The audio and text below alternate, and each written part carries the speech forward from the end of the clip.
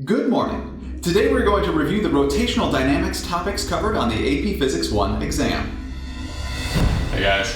Hey Bo. Hi Bo. Flippin' physics. Let's start with torque. The symbol for torque is a lowercase tau, and torque is the ability to cause an angular acceleration of an object. The equation for torque is the lever arm or moment arm multiplied by the force, and we're going to talk about that equation in just a little bit. But before we do, I want to say that everything you ever needed to know about torque, you already know because you have opened many doors. This is the top view of a door, and this is the hinge, or what we call the axis of rotation. And you have learned from experience that the best way to open a door is to apply a force far from the hinge or far from the axis of rotation. In other words, if you apply a force at the hinge, at the axis of rotation, you will not rotate the door. And you have learned if you apply a force perpendicular to the door, the farther you get from the axis of rotation, the easier it is to open the door. In physics terms, this is because the farther you apply that perpendicular force to the door from the axis of rotation, the larger the arc perpendicular, the moment arm, the lever arm, therefore a larger torque, therefore a larger angular acceleration. You also know that the most efficient angle to push on the door with is at 90 degrees to the door. Any other angle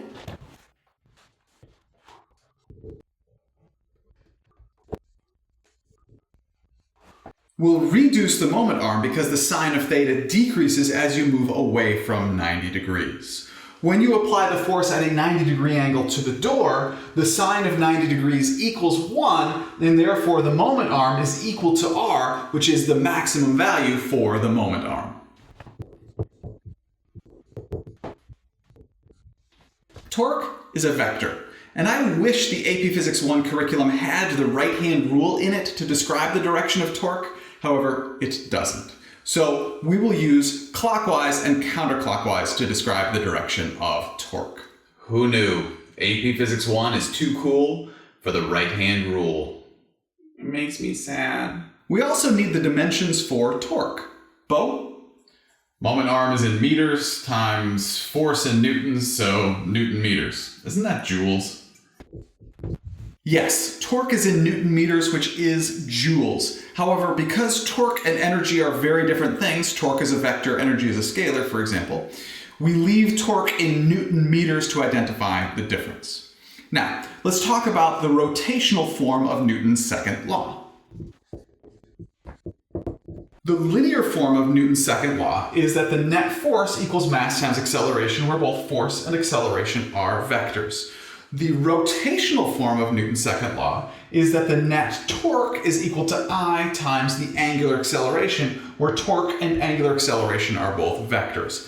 That means that this I, or what's called moment of inertia, is rotational mass. In other words, the moment of inertia or rotational mass is a measure of an object's resistance to angular acceleration. The moment of inertia for a system of particles is the sum of the mass of each particle times the square of the distance each particle is from the axis of rotation for that system of particles.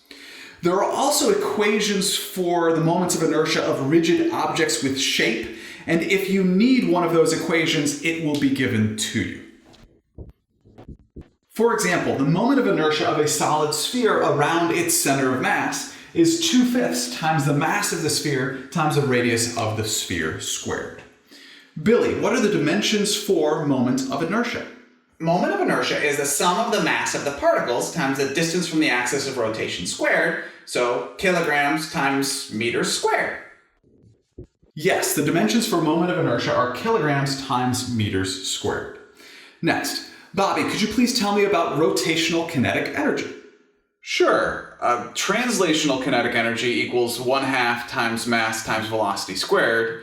So rotational kinetic energy equals 1/2 times rotational mass, or moment of inertia, times angular velocity squared. And rotational kinetic energy is in joules. And we should also look at the concept of rolling without slipping. When an object rolls down an incline without slipping, it gains not only translational kinetic energy, but also rotational kinetic energy. And we can look at it in terms of conservation of mechanical energy.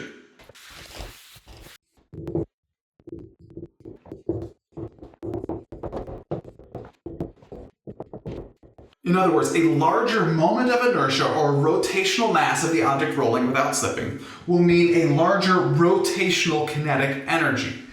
So, if the object starts out with all gravitational potential energy, it will end with both rotational and translational kinetic energy. Therefore, if it has a higher rotational kinetic energy, it will have less translational kinetic energy. Right. The larger the moment of inertia of an object, the more time it will take to reach the bottom of the hill, because it will have gained more rotational kinetic energy and less translational kinetic energy. And therefore, the object with the larger moment of inertia will have a smaller linear velocity at the bottom of the hill. Very nice, Bobby. You also need to know the equation for the velocity of the center of mass of a rigid object that is rolling without slipping. It is very much like the equation for tangential velocity, which is on your equation sheet.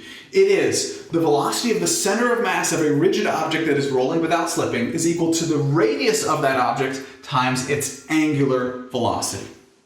Okay, let's go through another rotational form of a linear concept, angular momentum.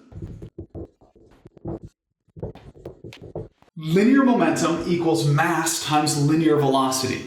Therefore, angular momentum equals rotational mass or moment of inertia times angular velocity. And just like linear velocity, angular velocity is a vector. And the dimensions for angular momentum are kilograms times meters squared times radians per second. And because radians are dimensionless, they drop out, and we end up with kilograms times meters squared divided by seconds. And now we can talk about angular impulse.